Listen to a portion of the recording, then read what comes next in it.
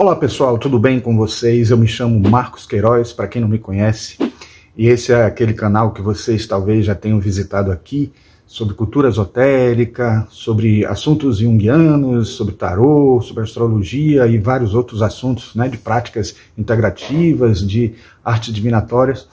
Se você que chegou aqui agora pela primeira vez, não deixem de se inscrever, de clicar no sininho, né, e participar dentro do que for possível aqui, com algum comentário, né? Dá um like se vocês gostarem desse vídeo que vocês vão ver aqui hoje. Já estou até dizendo agora, porque eu costumo sempre dizer no final, mas às vezes as pessoas não chegam até o final. Então eu espero que vocês gostem desse vídeo. O vídeo de hoje é uma resenha, mas uma resenha especial, porque eu quero falar um pouquinho mais além, né, do que simplesmente mostrar o livro. E o livro é esse aqui, ó, O Livro das Imagens.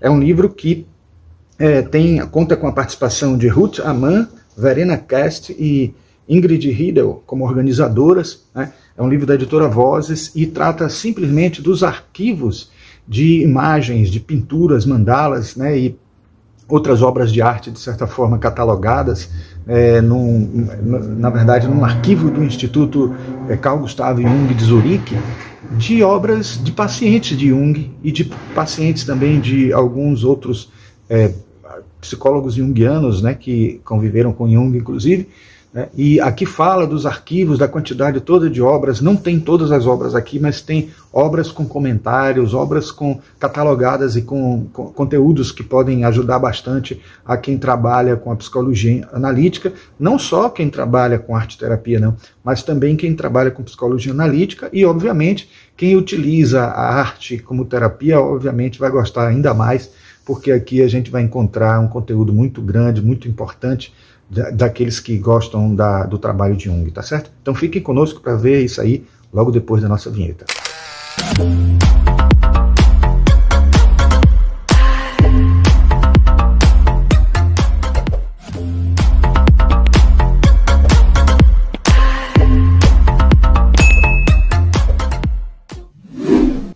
Bom, o livro das imagens, que tem um subtítulo que é Tesouros do Arquivo do Instituto C.G.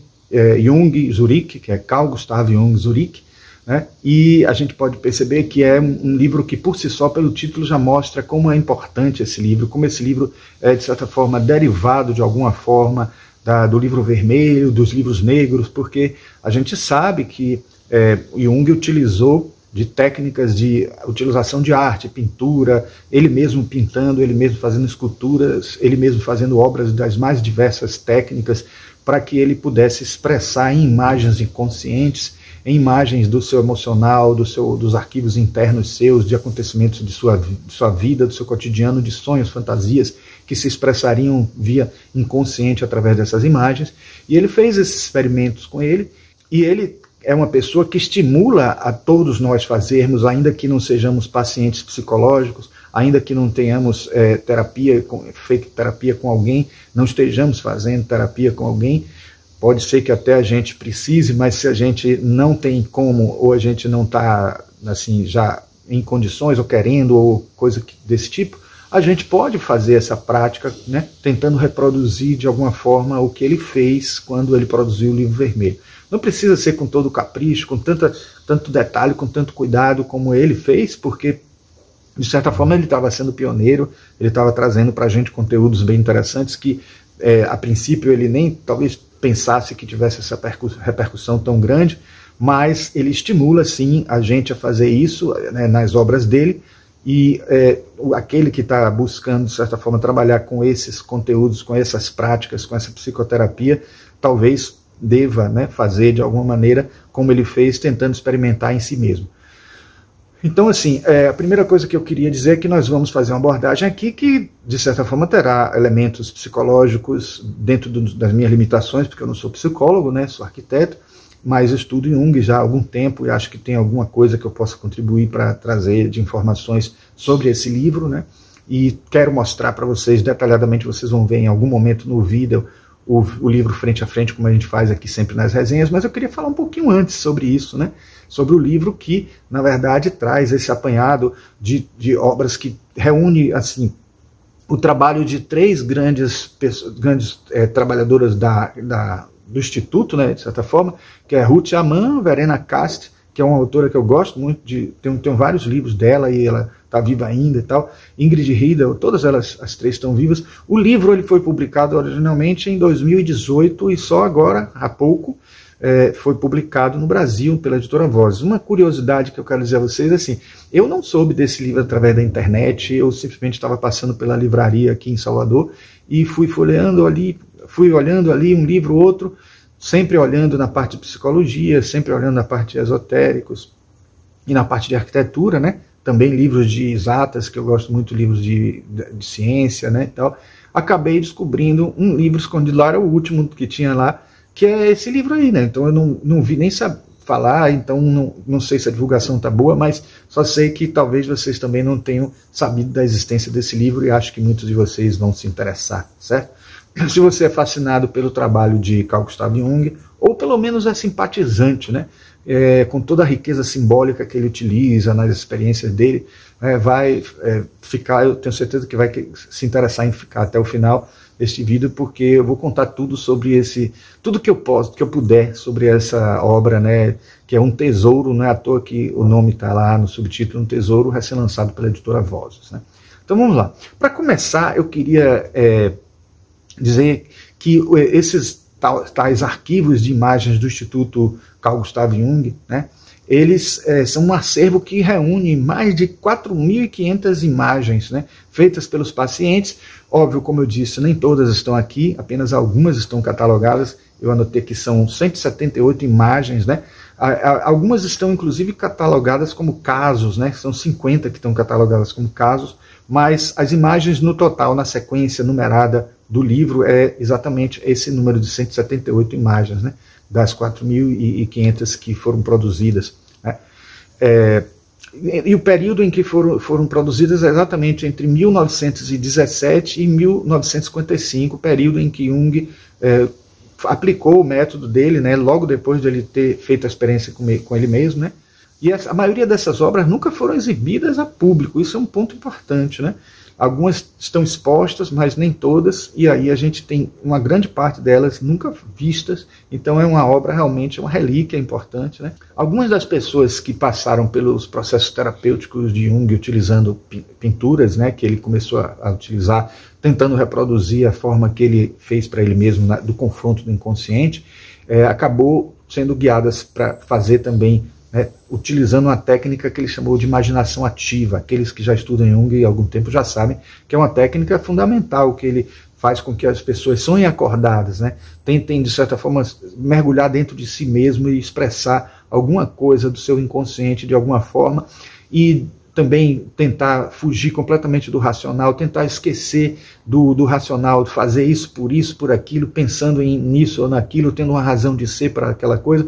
Então, quando você faz isso, você deixa de lado o racional, você abre espaço para o inconsciente tomar as rédeas, e ele acaba dizendo quais as razões que ele quer utilizar para produzir a obra, e é nessa hora que justamente a gente tira proveito dessas obras, porque o inconsciente vai dizer muita coisa com a obra que você produziu indiretamente, através de interpretações, né? Então essas imagens têm um papel muito semelhante ao que a gente viu no livro vermelho de Jung, muito semelhante ao que acontece nos sonhos também, né? Muitas pessoas que têm dificuldade de lembrar dos sonhos, eu digo lembrar dos sonhos porque as pessoas até sonham, né? Todo mundo sonha de alguma forma, mas nem sempre lembra, né? Então, fizemos até um vídeo aqui já sobre a arte do livro vermelho de Jung, eu vou deixar aqui num card para vocês, acho interessante vocês olharem também, porque ali a gente destrincha de alguma forma como foi o método de Jung, como foi que ele trabalhou isso com ele mesmo, né? Então, se você tiver a oportunidade de assistir esse vídeo, vai ser interessante, vai acrescentar muito para vocês, né? Bom, dessa vez, em O Livro das Imagens, a gente não vai ver propriamente Jung, e sim os seus pacientes, né? E aí é uma forma da gente perceber como que ele acabou aplicando, né, esses trabalhos, como ele aplicou a técnica dele nos seus pacientes. Então essas obras, todas elas registradas como anônimas, porque ele não queria mostrar quem eram os pacientes, óbvio, para poder não expor esses pacientes, né, tirando a privacidade deles, elas são representações do que estava emergindo no inconsciente dessas pessoas durante as respectivas terapias, né? Então era a arte como uma verdadeira ferramenta reveladora dos conteúdos do inconsciente para que possa servir no processo de retomada da individuação, para que essas pessoas pudessem, por si mesmas, tendo autonomia futura, trabalhar o seu psicológico, sua individuação, né, sua busca do seu self, do seu eu verdadeiro, né, de serem elas mesmas sem serem influenciadas por outras pessoas. Então, esse era o caminho terapêutico, um dos caminhos terapêuticos que Jung utilizava, né, através da arte, né. Através de formas, cores e símbolos arquetípicos, os pacientes externalizaram seus mundos internos, né? Como eu já disse, né? Então, um mundo obscurecido e oculto pelo arquétipo da sombra, os seus sonhos, suas emoções profundas, tudo aquilo que a pessoa não quer admitir como algo aceitável, etc. E aí acabava brotando e aparecendo. Mas também muita coisa que ficava latente porque estava bloqueada, coisas positivas que eram expressas até nas próprias pinturas, no próprio desenho, né? Algumas dessas imagens lembraram a estética do livro vermelho de Jung, né? O que significa que alguma influência teve aí, né? De alguma forma pode ser que exista até uma estética do inconsciente ou uma estética da época, né? É uma obra na qual a gente disse, né, documentou as experiências e visões internas de Jung e também nas experiências e visões internas dos seus pacientes acabaram tendo algumas coisas em comum, porque de certa forma ele estimulava essa busca do inconsciente coletivo, né, de simbolismos do inconsciente coletivo que poderiam ser interpretados, né. O livro está dividido em 14 sessões que tratam de diferentes séries de imagens, algumas delas com uma função de catálogo, né, descritivo das obras, né, e acompanhadas de textos explicativos escritos por especialistas no campo da psicologia analítica, né. E as obras são todas identificadas por número, como eu já disse, né? Imagem 1, imagem 2, imagem 3, todas anônimas, algumas com título, né? Outras sem título, inclusive. Os textos auxiliares ajudam a contextualizar esse show de imagens no escopo do desenvolvimento psicológico dos pacientes e no estudo dos arquétipos, que oferecendo uma compreensão mais profunda de como Jung usava as imagens como ferramenta terapêutica e de autoconhecimento, né, para a busca interna, né, para essa tentativa de retomar a individuação. Essa é uma obra indispensável, né, para que você possa mergulhar, para quem quer mergulhar no universo simbólico da psicologia analítica, né, junguiana, e quem quer explorar a relação entre arte, inconsciente e cura, ou seja, arte-terapia. Né. Para quem gosta de estudar arte e terapia, é uma obra essencial. Além disso, proporciona uma visão única do material que inspirou e fundamentou muitos dos conceitos que ainda hoje são pilares da psicoterapia junguiana. Né? Bom, a gente sabe que nem tudo que está no conteúdo do trabalho da psicologia junguiana, na filosofia da psicologia junguiana, foi resultante dos experimentos dele de confronto do inconsciente. Como também nem tudo que a gente vai encontrar lá foi consequência dessas obras, dos trabalhos que ele fez com a terapia com seus pacientes, mas obviamente, muita coisa derivou também dessas experiências, muita coisa derivou de conexões que ele ia fazendo, leituras que ele ia fazendo de alquimia, que ele fazia de outros conteúdos ocultistas do passado, de várias religiões comparadas que ele fazia. E, claro, os experimentos com os sonhos e com as imagens eram muito importantes. Pessoas que tinham dificuldade de sonhar, de expressar seu sonho, como eu já disse, elas acabavam desenhando e também expressavam simbolismos incríveis que davam ainda mais um aval sobre a existência dos arquétipos. Né? O que torna o livro ainda mais útil para quem é apaixonado pela arte-terapia é o fato dessas imagens não serem apresentadas sem contexto, né? Então elas apresentam o motivo por que ele foi desenhado.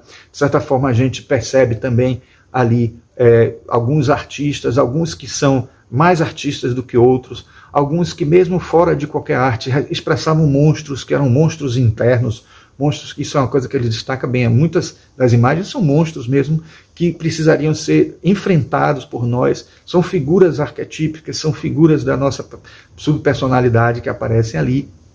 Então, além da experiência visual incrível que você vai ter com esse livro, né, entendendo o porquê dessas imagens serem tão importantes, o que elas podem revelar no processo de individuação, a gente vai ter também um conteúdo que vai fazer a gente entender melhor a terapia de Jung. Uma coisa que é importante dizer é assim, que quem estudou Jung sabe que ele tem esse livro aqui, né, das obras completas, A Prática da Psicoterapia, que é o volume 16, tomo 1. Esse livro, ele pretende explicar as práticas junguianas, mas ele, olha só, é um livro fininho. Imagine você, com o conteúdo que Jung tem, com todo o trabalho de pesquisa e de experimentação empírica que Jung fez, só isso aqui para explicar a prática terapêutica dele. Então, o que a gente sabe é que Jung falava muito pouco dessa utilização da técnica das obras de arte, né, que ele tinha para a prática terapêutica dele, porque era experimental e continuava sendo experimental, e talvez até o fim da vida dele ainda estava sendo algo experimental, né, em 1955, pouco tempo antes da morte dele, na verdade tinha 6 anos antes da morte dele.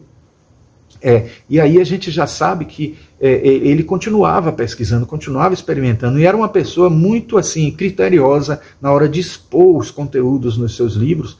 Ele precisava ter muita certeza, ter muita convicção e ter muito material para poder trazer como conteúdo, e a gente sabe que a arte, com a subjetividade, com todas as questões que envolvem a arte, para ele não ser muito literal, muito assim direto ou muito lógico, e já que o trabalho não era na lógica, era outro tipo de pensamento, que inclusive ele explora muito esse outro tipo de pensamento. Diga-se de passagem, ele explora muito nesse livro aqui, né, que ele cita algumas vezes. Nesse livro é citado muitas vezes essa obra aqui, que é o volume 5, Símbolos da Transformação, onde a gente vê aqui, por exemplo, ele falar de 2 tipos de pensamento, né?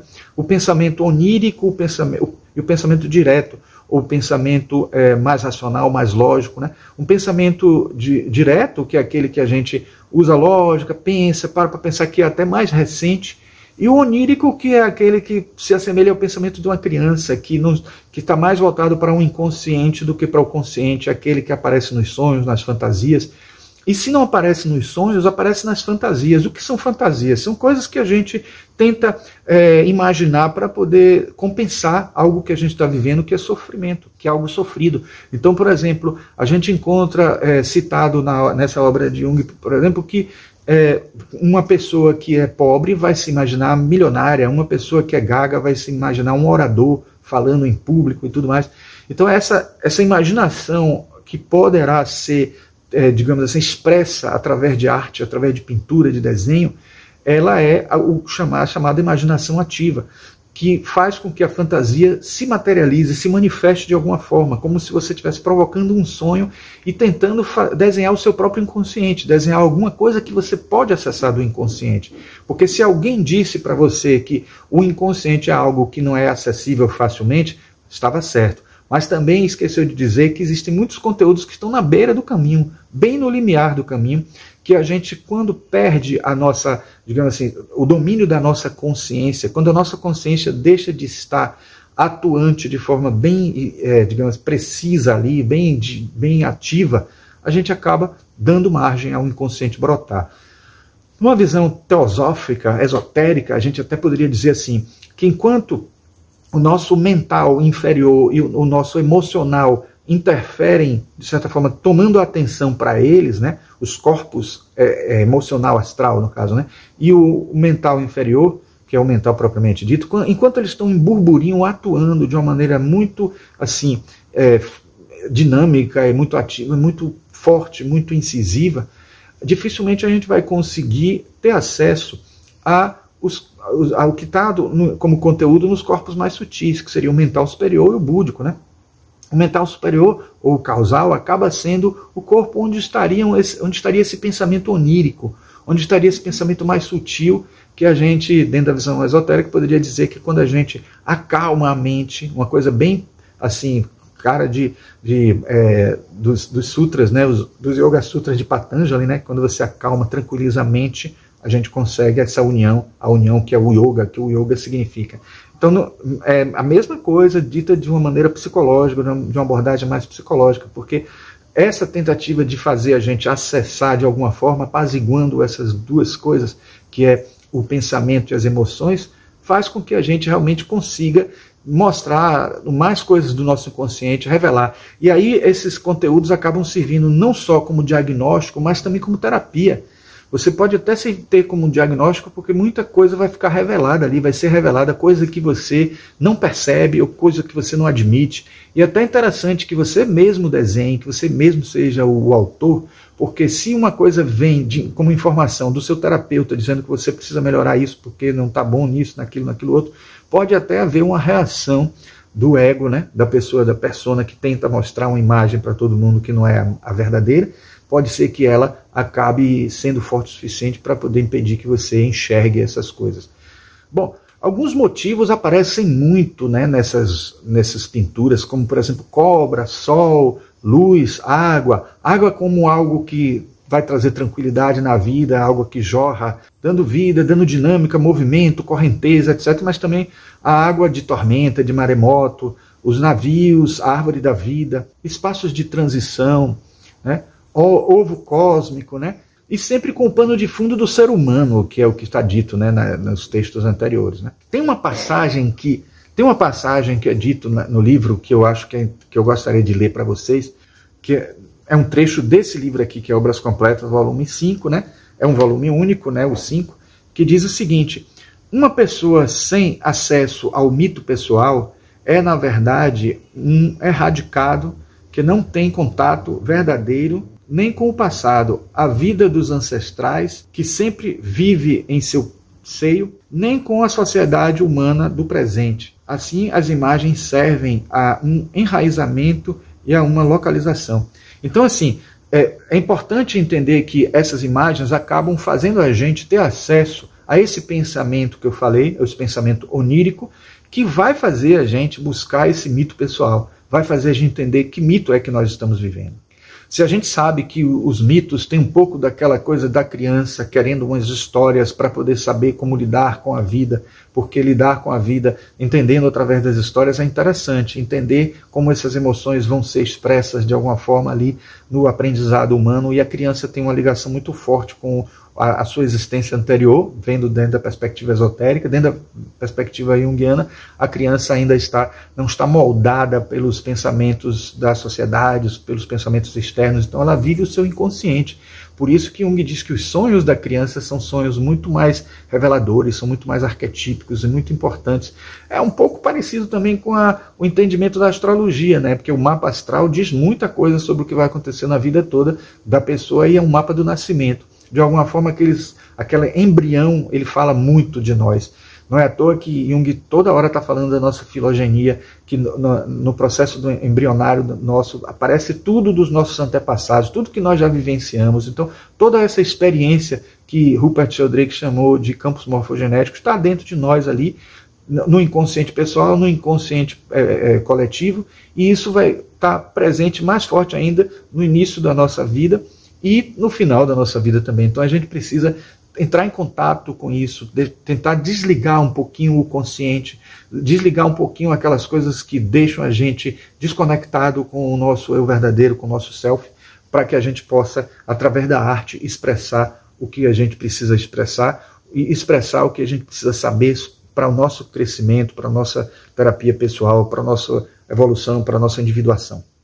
Então, como eu estava dizendo, como Jung não nos deixou muitos escritos sobre essa questão de como ele trabalhava com a psicoterapia, né, através de pinturas, de imagens, tentando reproduzir o modo que ele trabalhou com ele mesmo, então esse livro é fundamental para esse aprendizado, para a gente tentar construir, tentar desconstruir, ou pelo menos a gente tentar fazer uma engenharia reversa, né, ver como é que ele fez ali, né, engenharia reversa entre aspas, né, mas é uma psicologia de ver como que foi que ele trabalhou esses processos, né? Como foi a técnica dele através do produto, ou seja, entender o processo através do produto.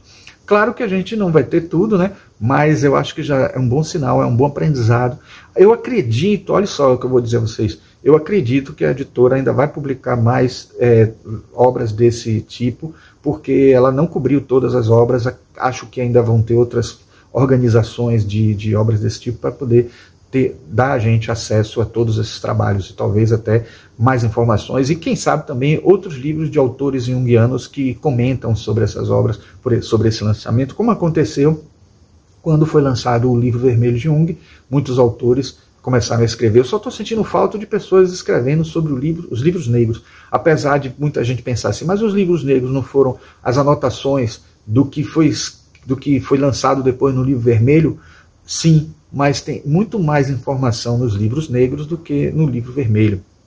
Não é à toa que a quantidade de texto é muito maior, né? Talvez o livro vermelho tenha mais imagens, porque aparece tudo, né, que ele produziu. No livro negro tem também obras e pinturas que não aparecem no livro vermelho, mas não muitas, mas assim, muito mais rabiscos ou caminhos para chegar até determinada ilustração. Então, no fundo, estudar os livros negros, o livro vermelho e essas imagens, né, que a gente está chamando aqui, né, o livro das imagens, que é esse livro das imagens que foi lançado pela Editora Vozes, é um material fantástico para o entendimento da arte-terapia. Eu posso até sugerir também um outro livro, que eu vou mostrar aqui para vocês agora,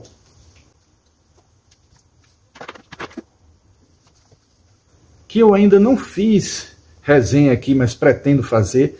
Já estou programado para fazer resenha há muito tempo, mas eu não terminei de ler ele ainda. O próprio livro das imagens eu não li todo ainda, dei uma lida, né, muito por alto, mas ainda devo trazer algum conteúdo mais sobre o livro das imagens. Mas esse aqui, que é de Nise da Silveira, Imagens do Inconsciente, ele também deve fazer parte dessa biblioteca aí de arte-terapia, que poderá ajudar aquelas pessoas que estudam esse assunto. Quero também chamar a atenção sobre esse livro aqui das obras completas, que é o volume 15, também é um volume único e é muito fininho. Mais uma vez, a gente tem aqui uma obra, O Espírito na Arte e na Ciência, talvez o livro que fale mais diretamente sobre a arte-terapia do próprio Jung, escrito pelo próprio punho de Jung, e acho que ele faz parte também desse conteúdo. Aqui outro também que eu posso dizer a vocês que vai ajudar bastante é o livro Alquimia e a Imaginação Ativa, já que a gente sabe que o estudo da alquimia foi algo que acabou acontecendo bem no período em que Jung estava escrevendo o livro vermelho, produzindo, não sei se eu posso dizer só escrevendo, mas produzindo o livro vermelho com a arte e com a parte escrita também.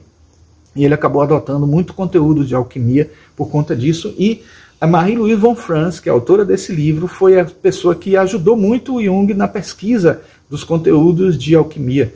E ela aqui está falando de alquimia e imaginação ativa, que é o que a gente está falando aqui, que é a técnica que foi usada por Jung. Então é um conteúdo muito interessante também. Esse livro eu destaco também, que é Mitologia Pessoal, Psicologia Evolutiva do Self, né, que é de David Feinstein e Stanley Krippner. Então são obras que eu acho que vão ajudar muito também a complementar esse material, né? Bom, agora vamos entender por que essas imagens são tão importantes, né? Por que é tão importante ter essas imagens, produzir essas imagens e até ver essas imagens nos livros, né? Para Jung, o inconsciente coletivo é uma parte essencial da psique humana, né? E ele acreditava que muitos dos símbolos emergiam, né, nas análises de seus pacientes e vinham desse inconsciente coletivo utilizando vários recursos. O sonho era uma delas, né? E a arte era outra, né? Então, eram conteúdos que eram compartilhados por toda a humanidade, conteúdos do inconsciente coletivo. São símbolos universais que representam aspectos profundos da alma humana. E, através das ilustrações e alguns símbolos, porque nós produzimos símbolos quando a gente acaba trazendo conteúdos que estão além da nossa compreensão racional. Então, aquilo que está além da nossa compreensão racional é aquilo que está no inconsciente coletivo e no inconsciente pessoal. E as imagens são muito úteis nessa hora.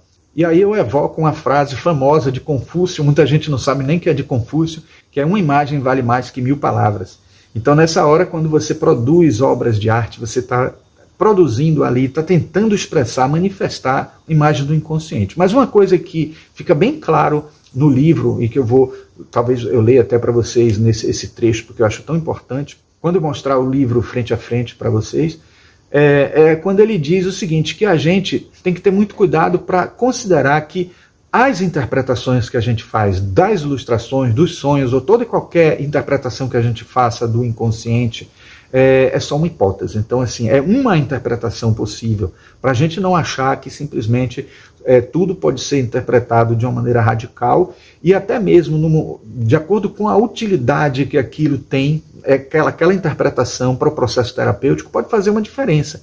E isso pode ser que, em outras palavras, o que eu estou querendo dizer assim aqui, o mesmo motivo de sonho, de fantasia, de imaginação ativa, e de desenho, pintura, de arte, pode ser interpretado de uma maneira e ser útil em determinado momento, e ser interpretado de outra maneira e ser útil também. Entenderam aí a questão que eu estou querendo dizer? Ou seja, não é tão importante se está certo ou se está errada a interpretação. Mais importante é se aquela interpretação vai estar lhe fazendo um bem ou não.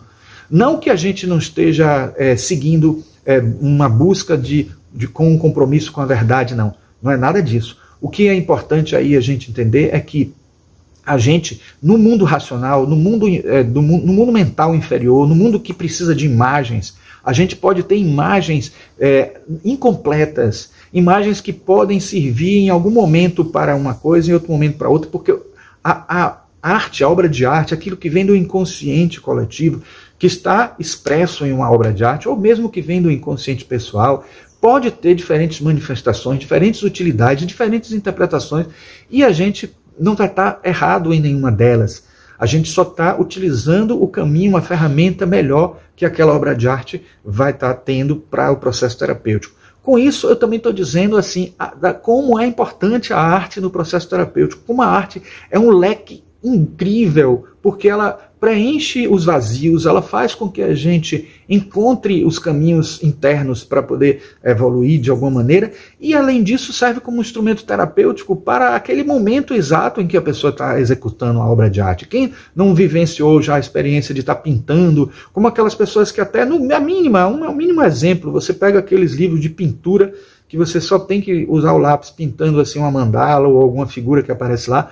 Olha como você se tranquiliza nesse momento, como você vira outra pessoa, como você cria uma aura melhor ali e a energia melhora daquele momento, porque você está passando por um processo terapêutico. Fazer uma obra de arte pensando do zero em alguma coisa para desenhar, sem se preocupar em ser um artista famoso, sem se preocupar em fazer um desenho maravilhoso, porque não é isso que vai ser importante na hora. É a expressão, é aquilo que você está exprimindo, aquilo que você depois pode parar, quando você volta para a Terra, depois de você ter viajado, esquecido do tempo, desenhado, pintado, etc., você olhar para o que você desenhou e pensar assim, como é que eu interpretaria isso? Quais seriam as formas de eu interpretar isso? Quais seriam as formas que me ajudariam a descobrir alguma coisa sobre mim mesmo se eu interpretar aquilo que eu fiz?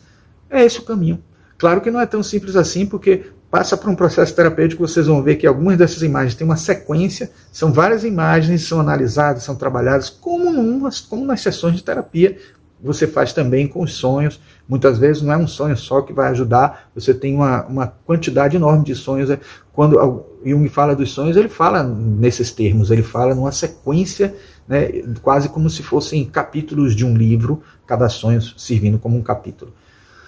Então esse livro cria, para quem embarca na viagem dele, né, uma oportunidade única de vislumbrar como esses símbolos aparecem nas obras dos pacientes e como eles ajudavam no processo de cura, na busca de autoconhecimento.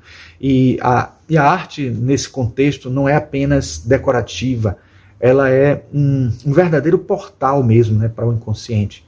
Né? E na visão mais esotérica, é um caminho de acesso, né, aos princípios, né, ou os corpos sutis, né, em níveis da consciência mais elevados, né, muito mais sutis que o emocional, que o mental e o mental concreto, na verdade, que o mental concreto. Né.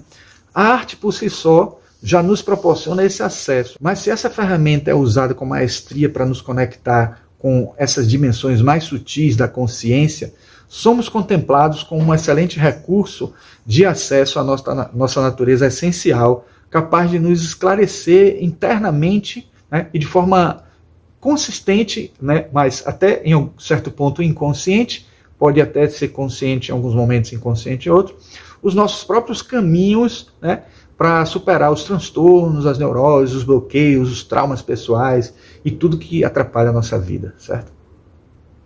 Visualmente falando, a edição é um espetáculo à parte, né? A editora Vozes fez um trabalho excelente, com uma qualidade gráfica muito boa, exemplar, né? E é claro, o texto que acompanha as imagens vem de especialistas altamente reconhecidos, né? Até alguns deles até conhecidos, né? No campo da psicologia analítica, como as próprias organizadoras, né? A Ruth Amann, a Verena Castro, a Ingrid Riedel, principalmente a Verena Castro, que eu gosto muito das obras dela, né? Tem uma longa trajetória dentro do Instituto Carl Gustav Jung de Zurique, e por isso elas podem falar muito bem sobre o trabalho.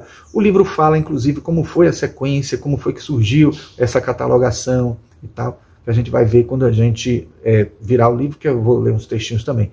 Ter acesso a uma obra como essa traz a parte visual e simbólica do trabalho de Jung, ainda oculta até agora, como vimos no Livro Vermelho, revelado em 2009, e os Livros Negros em 2021. Então, a gente, aos pouquinhos, foi tendo essa ideia. Eu acho que esse livro, se não tivesse sido lançado depois da publicação do Livro Vermelho e dos Livros Negros, obviamente, a gente sentiria falta dessa informação, né? Então é uma ótima chance da gente explorar ainda mais a fundo o legado dele através desses livros, né, que a gente viu antes, né, diga-se de passagem, em 2009, em 2021, inclusive os Livros Negros em 2021 teve uma utilidade muito grande no período da pandemia, né, porque imagine você ter livros que mostram o confronto do inconsciente, você sozinho na reclusão da Torre Bollinger, que Jung fez, porque Jung praticamente ficou numa pandemia isolado na Torre Bollinger quando ele fez esse confronto dele com o inconsciente, que gerou o Livro Vermelho através das anotações no Livro Negro. Então o Livro Negro são anotações justamente para ele buscar. Então muita gente, eu até não sabia, porque eu encontrei uma vez, quando eu estive conversando com uma psicoterapeuta junguiana, ela disse que não associava os Livros Negros a Nigredo e o Livro Vermelho a Rubedo, não. Tendo entre os dois aí a Albedo, que não tem representante em livro, mas poderíamos dizer que seriam as páginas em branco do livro, que passa a ser um processo de busca de purificação no momento que você vai escrevendo, ou pintando, ou fazendo uma imaginação ativa brotar ali de alguma forma, então fazendo um processo de albedo, né? Então essa Nigredo do Livro Negro, o albedo das páginas em branco e o rubedo do Livro Vermelho, não foi feita essa associação que eu achei que era até comum de vários psicoterapeutas. Então, de certa forma, eu estou aqui repetindo várias vezes no canal, em alguns momentos, quando a gente fala da Opus Alquímica, e agora também estou repetindo. Então, vamos agora ao que interessa, certo? Vamos folhear o livro juntos, para vocês terem uma amostra da qualidade dele, né? E dentro do que é possível, né, mostrar em um vídeo do YouTube, e a gente vai tentar assim, virar a câmera agora e ver frente a frente, página por página do livro, tá certo? Então vamos lá. Então, pessoal, vamos ver o livro agora, por dentro, né? Então aqui vocês estão vendo a capa, aqui é o fundo do livro, certo? Vamos ver agora por dentro. Sobre esse plásticozinho aqui, eu tenho ouvido muita gente falar que ele é tóxico, etc. Isso é um mito, viu, gente? Eu deixei aqui ele, não pretendo deixar porque incomoda de certa forma ficar toda hora corrigindo ele, consertando, que ele vai dobrando, vai coisa. Então é algo para descartar mesmo, mas aquela história de que que é tóxico, que você deve jogar fora porque é tóxico, e ele tem um na frente e outro no fundo. Vocês podem tirar numa boa. Porque também não tem utilidade nenhuma, né? Não preserva tanto assim como vocês possam imaginar. Se for para realmente preservar, teria que ter entre todas as páginas, imagina que complicação. Então vamos lá, vamos ver aqui o livro por dentro. O livro das imagens. Aqui vocês podem ver que é de 2024, o livro. Né? Não sei se tem, não, acho que é mais para cá, na outra página. Aqui está mostrando o ano de publicação original, vocês podem ver aqui, 2018, certo? O ano original da publicação. E aí vamos lá. Aqui vários colaboradores, né, que trabalharam. A lista de abreviaturas a respeito dos livros que vão ser indicados, né, sempre LN quando é livros negros, LV o livro vermelho e OC obras completas de Jung, né? Todos da editora Vozes. Aí vamos ver aqui o sumário, né? O que é que tem no sumário? O prefácio de Verena Kast, a autora que eu falei para vocês que eu gosto muito. Na Terra da Imaginação, a coleção Carl Gustav Jung, de Mônica Jegfield. Tornar visível o mundo interior, o arquivo de imagens e sua história, Vicente L. de Moura. Uma crítica que eu faço logo assim, que esse tom de azul que foi colocado aqui para destacar os nomes, eu achei que em vez de destacar, tirou o contraste e acaba dificultando um pouco a leitura. Para pessoas com dificuldade de leitura não está muito bom, além de estar com uma fonte muito pequena, ainda teve essa redução do contraste com essa cor que tem aqui, mas tudo bem. Catálogo, a busca por imagens internas. Vou usar o indicador aqui. Do absurdo ao sentido primordial, ecos dadaístas do arquivo de imagens, Doris Lear. Catálogo, o inquietante, encontrar o centro pessoal, o simbolismo dos mandalas. Um detalhe interessante nesse livro é que sempre mandala está no masculino, né? Aqui os mandalas o tempo inteiro. Verena Cast, catálogo, mandalas. Aí a gente vê aqui, mas afinal, por que razão leva os pacientes a se exprimirem por meio de um pincel, de um lápis, de uma pena? Isso está entre aspas, porque foi dito por Jung, mas o texto é de Ruth Amann. Catálogo, sexualidade e corpo. Tempo apocalíptico. Uma série de imagens da Segunda Guerra Mundial, de Ingrid Riedel. Catálogo, tribulações e destruição. A reorganização do mundo. Um desenho do arquivo de imagens de Philip Ursprung. Catálogo, o humano e o desumano. Conclusão, pintar a partir do inconsciente na atualidade, de Ingrid Riedel. Aí vem referências, os autores, as imagens. Bom, aí a gente tem aqui o prefácio de Verena Cast, uma página só, com dupla coluna, né? Ela é presidente da curadoria, né, do próprio arquivo, né? Aí a gente tem aqui um texto que é Na Terra da Imaginação, que a gente viu já no sumário, né? Escrito por Mônica Jagfeld. Eu falei Field, mas é Feld, Jagfeld. E aí a gente tem aqui, ó, já começando a explicar sobre os arquivos, dizendo como aquele foi construído e tal. Aí fala aqui localizações dos temas, a matéria-prima para a obra de uma vida inteira, certo? Tem esse texto aqui, Tornar Visível o Mundo Interior, o arquivo de imagens e sua história, de Vicente L. de Moura. Nesse artigo tem uma parte aqui que eu gostaria de ler, que eu acho que é de grande importância para entender, porque ele até dá um exemplo, né? E eu achei muito interessante eu escolher o exemplo que eles mesmos adotaram para poder a gente compreender a lógica de ter esse arquivo para a gente, né? Então aqui está no item um trabalho terapêutico com imagens, um exemplo. Na década de 1930, Jung tratou uma holandesa nascida no Extremo Oriente. Em 1957, seu caso foi publicado por René J. van Helsdingen em aqui é onde foi publicado, né, o texto. Quando ela iniciou seu tratamento com Jung, ela sofria transtornos de ansiedade e a expressão através de desenhos lhe trouxe alívio. No prefácio ao livro acima mencionado, Jung escreveu: os quadros são artísticos no sentido positivo e, por isso, de uma expressão incomum, comunicam ao espectador seu conteúdo aterrador e demoníaco, convencendo-o do pavor de um submundo fantástico. Os quadros não só retratam aquela fase do tratamento que trouxe à consciência os conteúdos da neurose, mas foram instrumentos do tratamento, reduzindo a um denominador comum e fixando as imagens semiconscientes ou inconscientes que flutuavam vagamente em sua mente. O efeito terapêutico dessa técnica consiste em induzir a consciência a colaborar com o consciente, sendo este assim integrado na consciência.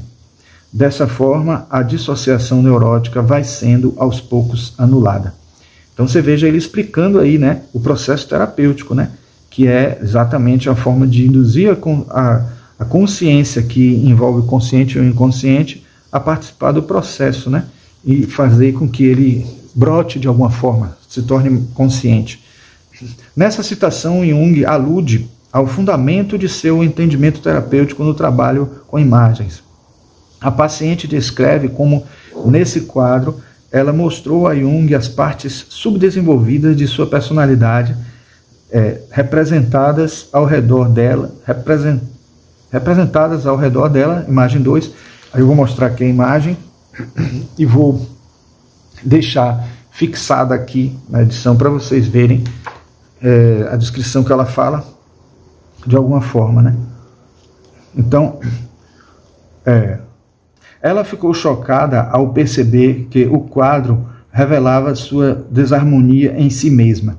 Então veja assim que ela, por mais que fosse consciente na hora que fez o quadro, ela se tornou surpreendente para ela descobrir o que o quadro estava revelando dela, e revelando de uma maneira bem forte. Então acaba sendo surpreendente a pessoa ter o contato com o inconsciente, descobrir como é que o inconsciente atua e até perceber esse mecanismo dentro de si mesmo para se autoconhecer, porque ao longo de muito tempo você revelando o seu inconsciente muitas e muitas vezes, realmente a gente acaba ganhando a prática, né, de conseguir deixar esse inconsciente cada vez mais presente e mais fluido, né, na interação. Ele vai sempre existir, né, porque a gente vai estar sempre obscurecendo algumas coisas, deixando de lado, até quando a gente vai evoluindo, as coisas ruins vão sendo jogadas no inconsciente. Então, de alguma maneira, coisas realmente que são ruins, coisas que realmente a gente precisa esquecer, deixar de lado para não atormentar a gente, né, e coisas que assim não ajudariam a gente a avançar se a gente ficasse lembrando o tempo inteiro.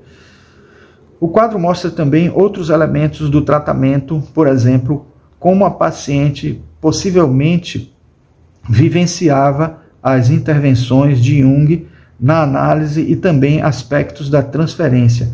É importante ressaltar aqui a palavra possivelmente, pois cada interpretação é uma hipótese. Foi aquilo que eu falei nesse instante, né, antes.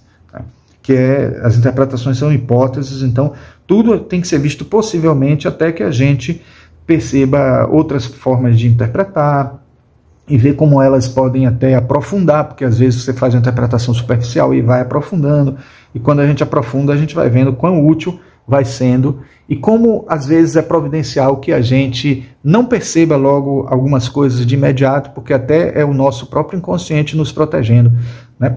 Fazendo, né, o selfie em especial do nosso inconsciente, né, impedindo que a gente descubra a nossa sombra sem a gente estar preparado ainda. Então, aos poucos, a gente vai interpretando e cada vez aprofundando mais.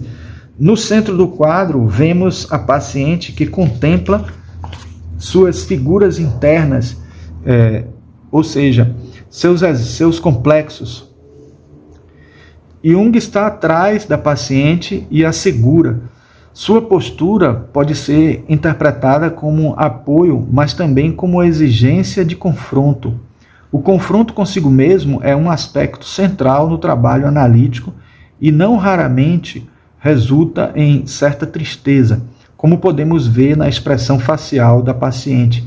A postura de Jung parece dizer: olhe para isso, é isso que você é. Jung é a fonte de luz da imagem, um indício do elemento de transferência dessa paciente, da projeção de uma figura sobre-humana, sobre Jung, de uma personalidade maná, que clareia a escuridão. A projeção de uma figura arquetípica sobre o terapeuta pode ocorrer frequentemente como elemento de análise. A imagem mostra claramente como essa paciente vivenciou isso. Um indício de que, para essa paciente, Jung também apresentava um elemento de trickster, ou seja, um elemento lúdico e astuto. O elemento é a raposa na testa de Jung. Eu vou tentar mostrar aqui a imagem com mais contraste para ver se aparece, para vocês conseguem ver, porque até mesmo no livro é difícil de enxergar, que dirá através de uma imagem no vídeo, né, do YouTube. Van Helsingen escreveu como a paciente foi confrontada com sua imaturidade, como ela teve que reconhecer que ela tinha negligenciado sua vida interior e como muitas partes de sua personalidade estavam subdesenvolvidas. Os diferentes complexos são representados de várias imagens aqui, que eu não vou colocar, porque assim, são imagens bem pesadas e que eu acho que vale a pena, talvez se eu falar, o YouTube dê problema aí de falar para vocês. Mas no fundo, é importante que vocês entendam que o que ela estava expressando aqui é justamente isso, né? Ela, digamos assim, segura por Jung aqui pelas mãos, né? E ele aqui atrás, uma raposa aparecendo aqui, né? bem sutilmente aqui na cabeça dele. E várias situações aqui de uma pessoa subserviente aqui, um tigre morto aqui, algumas práticas aqui acontecendo, mas que vocês, quando lerem o livro, caso se interessem, vocês vão ver qual que é a ideia. Na verdade, a gente não encontra um detalhamento dessa interpretação no livro, porque ele diz que precisaria de muitas vezes o que o projeto gráfico do livro pretendia, né, para poder descrever, interpretar essa imagem, então por isso que não foi colocado mais detalhadamente. Mas a gente vai encontrar, vocês vão ver em alguns pontos, em alguns lugares, uma interpretação mais completa, né? Você vê que nesse caso aqui a gente encontra não o nome da paciente em si, né, mas de qualquer forma que ela é holandesa e que foi comentado por outras pessoas e tal, o que daria até chance para a pessoa descobrir de quem se trata, mas na maioria dos casos isso não acontece, geralmente são pessoas tratadas como anônimas, né? Então vamos lá, vamos ver o livro em si, né? A busca por imagens internas é um capítulo que vem logo agora aqui. Então, é um que é de catálogo, né? Aí vocês vão ver como as obras são enumeradas. Aí vocês têm aqui imagem, o número da imagem, etc. E aí você identifica, deixa eu puxar aqui para trás para aparecer tudo. Então a gente tem aqui várias imagens feitas pelo mesmo paciente e tal. E aí a gente vai percebendo como a situação vai evoluindo.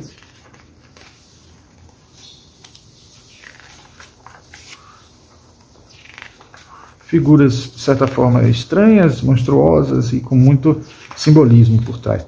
Do absurdo ao sentido primordial, ecos dadaístas do arquivo de imagens de Doris Lyer.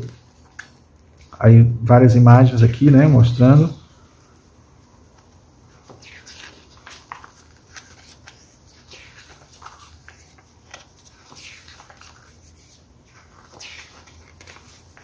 Olha que expressividade, tudo sempre com um simbolismo bem forte. Você vê que não são obras assim com uma qualidade eu diria assim, figurativa, mas uma qualidade artística de um modo geral, né?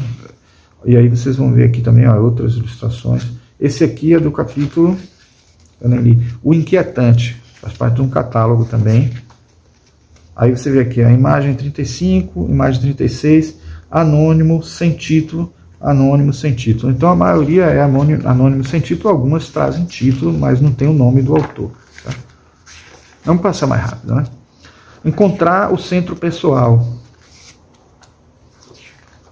Simbolismo dos mandalas de Verena Cast. Certo?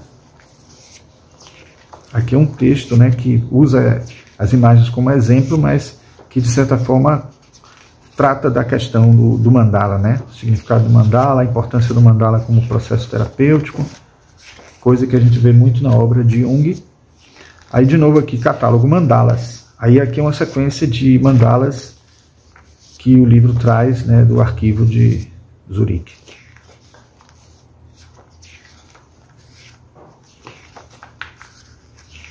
Gostei muito dessa aqui, expressando muito a Kundalini, as energias dos chakras, de alguma forma, né, do processo de despertar da consciência, né?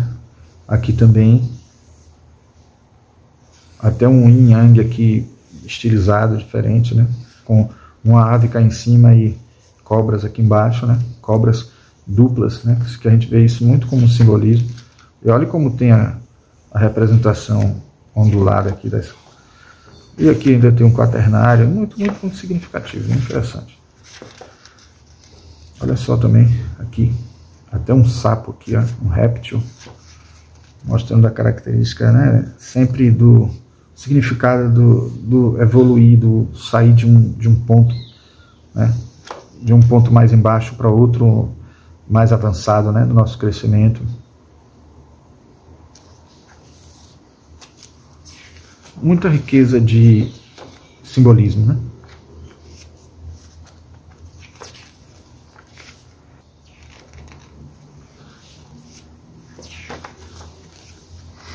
Mas afinal, por que razão leva os pacientes a se exprimirem por meio de um pincel, de um lápis, de uma pena? Ruth Aman. Aí é o capítulo que ela comenta sobre isso, traz alguns exemplos do arquivo. Alguns até, esse aqui já até apareceu no Segredo da Flor de Ouro, se eu não me engano.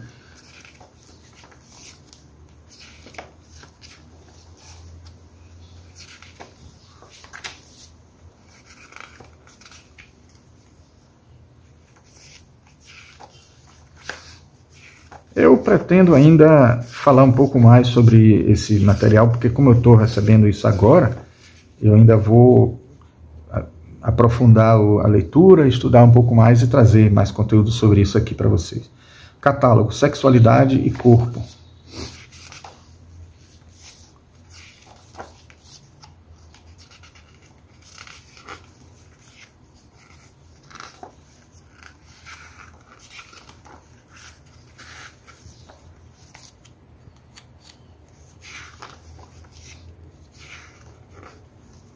Aqui aquela ilustração que a gente viu antes, né, mostrando que ela está junto com outra também, né, muito fortes, né, algumas dessas imagens envolvendo transtornos na área sexual e não só isso, mas informações que, como ele diz, né, muitas vezes, às vezes a gente, Jung disse isso o tempo inteiro no livro, nesse livro aqui, né, Símbolos da Transformação. Ele diz direto que, às vezes, o simbolismo é sexual, mas o tema, ou o que está sendo trabalhado na psique da pessoa, não é da área sexual. Tudo seria na área sexual se a gente se prendesse à filosofia de Freud, né? Mas, às vezes, a expressão é da sexualidade numa imagem, mas está querendo dizer tantas outras coisas, tantas informações. Pode estar falando da sexualidade, pode estar se expressando também na vida sexual da pessoa com alguma situação que não é tão normal, tão comum, tão aceitável socialmente, mas nem sempre é por aí. O tempo apocalíptico, uma série de imagens da Segunda Guerra Mundial, de Ingrid Riedel.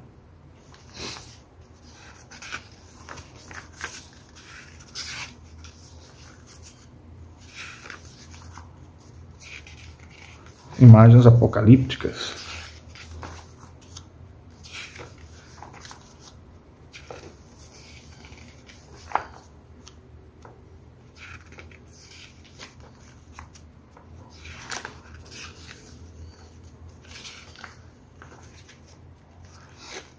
Catálogo, Tribulações e Destruição.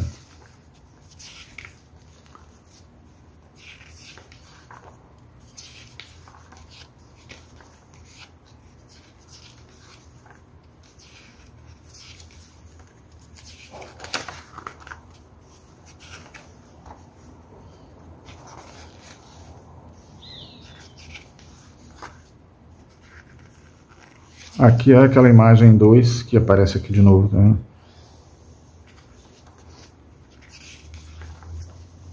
O que é importante entender é que aqueles capítulos que estão sendo considerados como catálogos são somente sequências de imagens com os seus números, com suas codificações, mas o que tem um título de algum conteúdo, né, vai usar as ilustrações como forma de representar aquilo que está sendo colocado em texto, né? Então isso que é importante entender.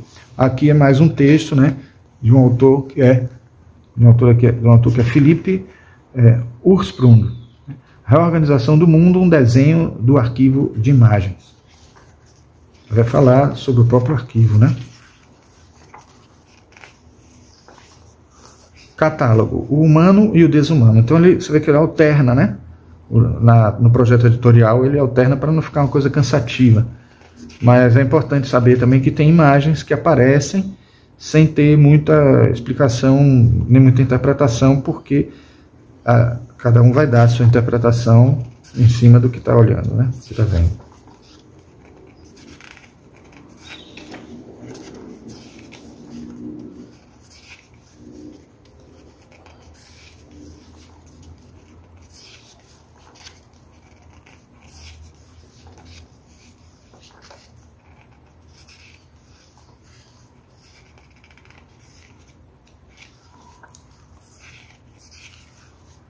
De certa forma, isso que eu falei acontece também com o livro vermelho e os livros negros, né? Tem muita coisa que você tem que interpretar e outras que a gente vê Jung falando, comentando. Às vezes até tem ilustrações do livro vermelho que aparecem em livros de Jung que ele comenta no livro, mas não comenta no livro vermelho em si. Aí tem a conclusão: pintar a partir do inconsciente na atualidade, de Ingrid Riedel, uma das organizadoras. Que é o último texto. Aí tem referências, aí acontece de novo aquilo que eu falei. Os autores, aquilo que eu falei foi o seguinte, de colocar marcado aqui, né, tirando o contraste para a leitura, não vi necessidade, eu acho. Você vê que não tem lugar nenhum, não tem aqui, só aqui nas referências que fez isso. Não vi muita estética nisso também, não. Aqui falando dos autores, as imagens e pronto.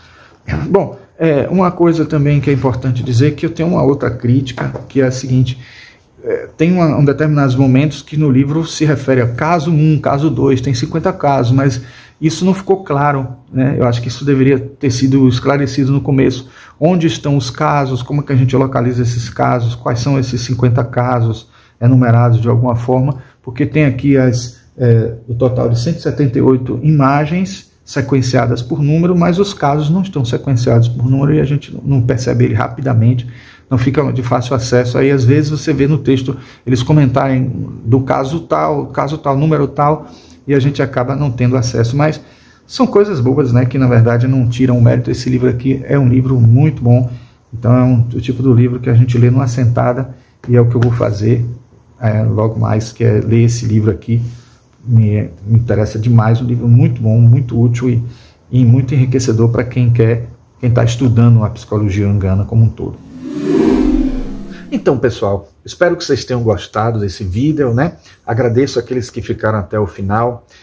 Você que quer conhecer mais a obra, o trabalho de Jung, né? Ou mesmo se é um estudioso de longa data de psicologia analítica, mesmo sem ser psicólogo, como é o meu caso, tem muitos apaixonados pela psicologia analítica, mesmo não sendo psicólogo, o que eu acho até curioso, porque não acho que existe pessoas que estudem muito psicologia cognitiva sem ser psicólogo. Aliás, eu até estudo também um pouquinho, mas assim, algumas áreas, algumas psicologias específicas, a gente talvez não encontre a pessoa estudando mesmo sem ser psicólogo, porque talvez encontre em Jung muito mais do que psicologia. É uma filosofia, né, de modo de ver o mundo, né? Então tem uma epistemologia aí por trás, né, da sincronicidade e de outras informações que mexem diretamente com a gente, e a gente encontra respaldo muito fortes na nossa vida, na nossa vivência, né? Então, se você é uma pessoa que trabalha com a vertente, especialmente a da arte-terapia, contida no cerne na prática do psicoterapeuta de Jung, eu recomendo demais que conheça esse livro, o Livro das Imagens, Tesouros do Arquivo do Instituto Carl Gustav Jung, Zurique. É um material riquíssimo e que vai oferecer a vocês uma nova perspectiva sobre a arte e sobre o inconsciente, como essas duas ferramentas podem ser utilizadas, conectadas e a favor de um crescimento da individuação, um crescimento psicológico, espiritual, etc. E de vencer os transtornos que a gente tem, né? Bom, você já tinha ouvido falar nesse livro? Por favor, se vocês não ouviram falar, ou se gostaram, se querem fazer alguma coisa, falem aí no comentário, né? Se ficou curioso sobre conhecer alguma coisa mais sobre esse livro e de mais algum conteúdo que você queira que a gente traga aqui no nosso canal, pode dizer aí, né? E aí, como sempre que eu falo no final, se gostou desse vídeo, por favor, deixe um like, se inscreva no canal e aperte o sininho para vocês obterem notificações de novos vídeos quando a gente colocar aqui no nosso canal, tá? Compartilhem também com pessoas que vocês acham que vão gostar desse tema, né? Desse livro, inclusive, né? E continuem conosco nos próximos vídeos sobre assuntos como este da cultura esotérica, ocultista e junguiana. Nos vemos no próximo vídeo e até mais.